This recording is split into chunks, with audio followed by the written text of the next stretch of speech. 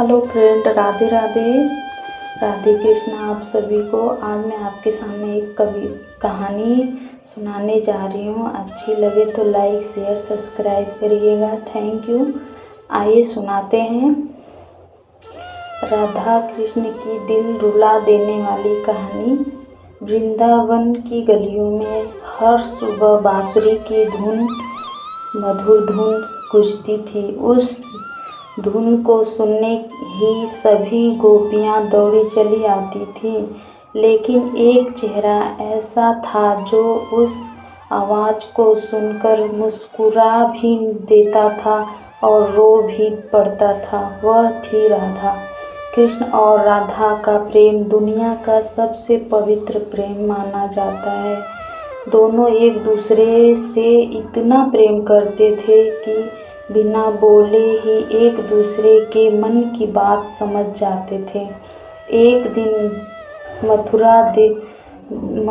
मथुरा से संदेश आया कि कृष्ण को वहां जाना होगा।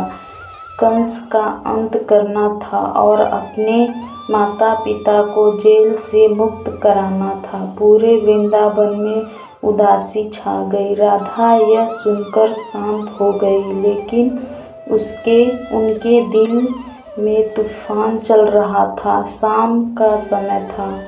यमुना किनारे पेड़ों के नीचे राधा खड़ी थी। तभी कृष्ण धीरे धीरे उनके पास आए और उनके आंखों में आंसू थे। कृष्ण के भी आंखों में आंसू थे और राधा के भी आंखों में आंसू थे।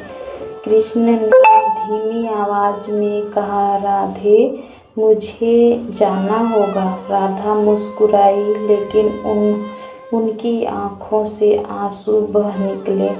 उन्होंने कहा, कान्हा, प्रेम करना नहीं सिखाता है, प्रेम को त्याग करना सिखाता है। कृष्ण ने राधा का हाथ पकड़ और कहा, मैं तुमसे दूर जा सकता हूँ, लेकिन तुम्हें अपने दिल से कभी दूर नहीं कर पाऊंगा। अगली सुबह कृष्ण रथ पर बैठकर मथुरा चले गए। पर पूरा वृंदावन रो रहा था। राधा दूर खड़ी बस उन्हें जाते हुए देखती रह गई।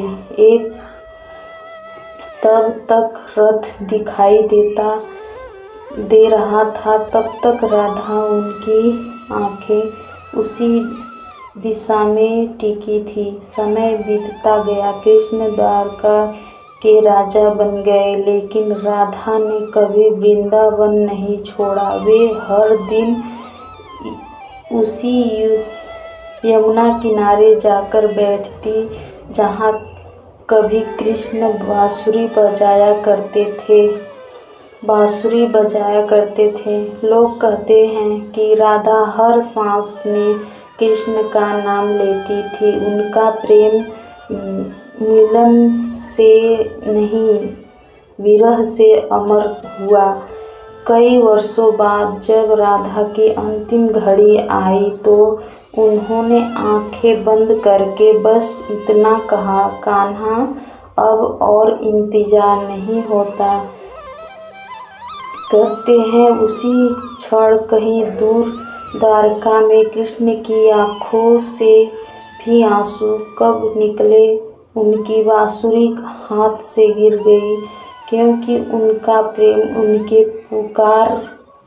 उनको पुकार रहा था।